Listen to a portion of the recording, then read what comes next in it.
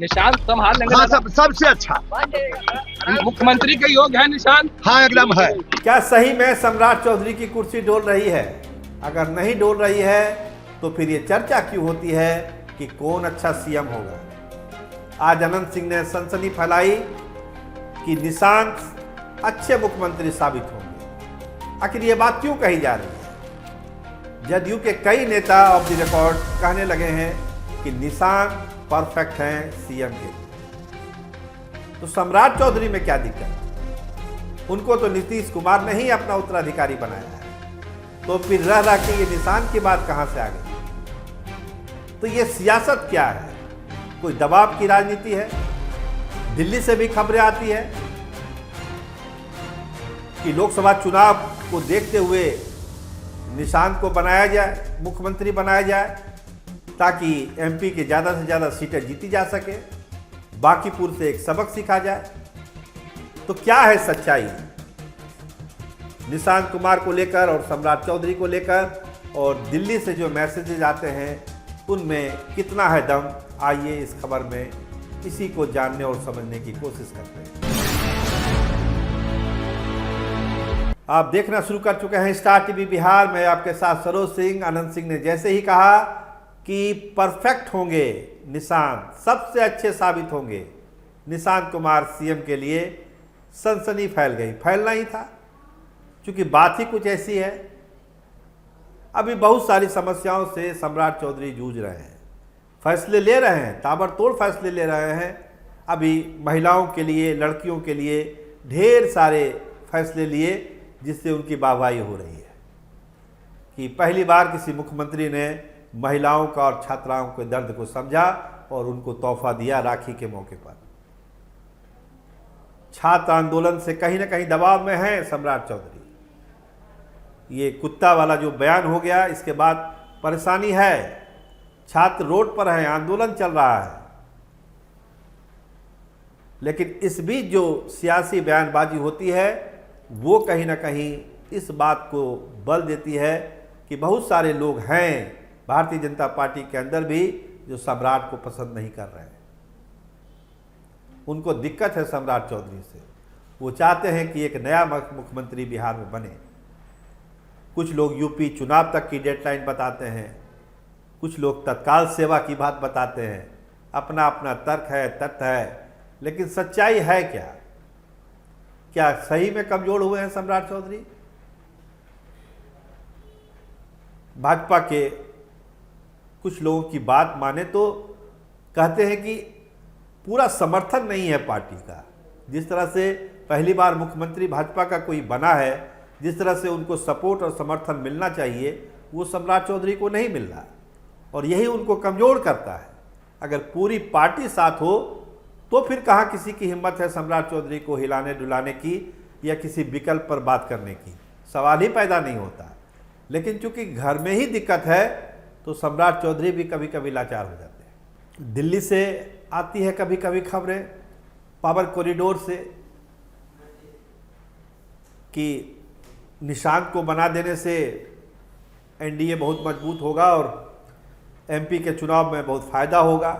नहीं तो एक दरार दिख रही है, जैसा बांकीपुर में दिख रहा था। अगर 40 में से ज़्यादा सीटें जीतनी है तो नेतृत्व परिवर्तन करिए। तो नेतृत्व परिवर्तन का सही समय क्या है? यूपी चुनाव के बाद होना है या पहले होना है? इस तरह की चर्चाओं का भी दौर है। लेकिन जो बॉन्डिंग है नरेंद्र मोदी और सम्राट चौधरी की, उस बॉन्डिंग के रहते इस तरह की बातों में बहुत दम लगता नहीं है। क्योंकि अगर सम्राट चौधरी को बनाया गया है और नीतीश कुमार का भी बरदहस्त है, नरेंद्र मोदी का भी बरदहस्त है, तो इसका मतलब है कि उनकी कुर्सी को हिलाना डुलाना अभी बहुत संभव नहीं है। आनंद सिंह ने जरूर एक बात कही कि अच्छे मुख्यमंत्री साबित होंगे। ये नहीं कहा कि सम्राट चौधरी को हटा देना चाहिए या सम्राट चौधरी अच्छा काम नहीं कर रहा है। निशांत को लेकर एक अपनी राय उन्होंने दी और उसके बाद हाय तौबा मची हुई है। देखिए, इतना तय है कि सम्राट चौधरी को क्या करना है, उनका विजन क्या है, उन्होंने करीब करीब साफ कर दिया। एक सही लाइन पर चलने की बात वो करते हैं, कोई कन्फ्यूजन नहीं है। वो जो कर रहे हैं उनको पता है कि वो क्या कर रहे हैं। स्ट्रेट फॉरवर्ड उनका है एक्शन किसी भी मामले में। ठीक है, कहीं गलती हो गई तो रोल बैक में भी कमी नहीं करते। स्टूडेंट क्रेडिट कार्ड वाले में क्या हुआ, अगर उनको लगा कि कहीं मिस्टेक है तो अगले दिन उसको वापस ले लिया। इसमें कोई ईगो वाली बात नहीं है।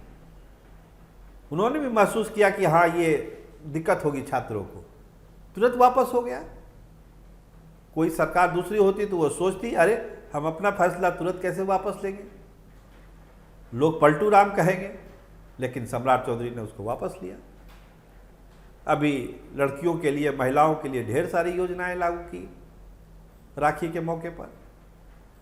तो अपने लाइन पर तो ठीक चल रहे हैं, लेकिन जो शुरुआत में बात हुई थी कि पार्टी ही अगर पूरी तरह से साथ नहीं है, दिल्ली में जाकर कान भरने वाली प्रवृत्ति जो शुरू हुई है सम्राट चौधरी के खिलाफ, वो कहीं ना कहीं सम्राट चौधरी को कमजोर करती है। जो सामाजिक समीकरण है, जो चुनावी समीकरण है, वो सब फिट बैठता है सम्राट चौधरी के साथ। लेकिन जब पार्टी पूरी तरह से साथ नहीं होती है तो वहाँ पर कमज़ोर दिखाई पड़ते हैं सम्राट चौधरी, क्योंकि उसका साथ होना बहुत ज़रूरी है और वो अभी साथ नहीं है। ये एक सच्चाई है बिहार भाजपा की।